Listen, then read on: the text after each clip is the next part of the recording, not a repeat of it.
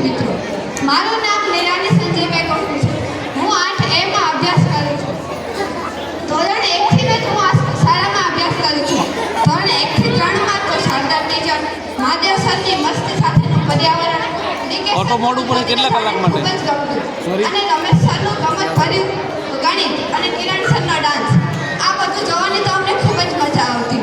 પણ જાણે તો ચોથું ધોરણ તો અમારે લોકડાઉનમાં જ ગયું, એ માટે અમે ચોથા ધોરણમાં ઓનલાઈન અભ્યાસ જ કર્યો. પાંચમા ધોરણમાં વાસુ સરનું હિન્દી, બાબુ સરનું પર્યાવરણ, રમેશ સરનું ગણિત અને ડીકે સરનું ગુજરાતી ભણવાની તો ખૂબ જ મજા આવતી.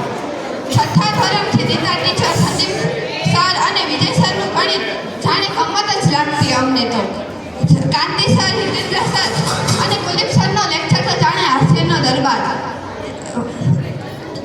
અશોક સરનું અંગ્રેજી અને સંસ્કૃત, જાગૃતિ ટીચરનું ગુજરાતી ભણવાની તો ખૂબ જ મજા આવતી. જે ભણાવતા પહેલા પુસ્તકની કિંમત સમજાવે એ એટલે શિક્ષક.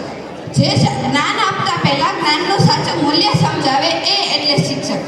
વિદ્યાર્થીની જિંદગી બનાવતા પહેલા તેને સાચી દિશામાં જિંદગી જીવતા શીખવાડે એ એટલે શિક્ષક.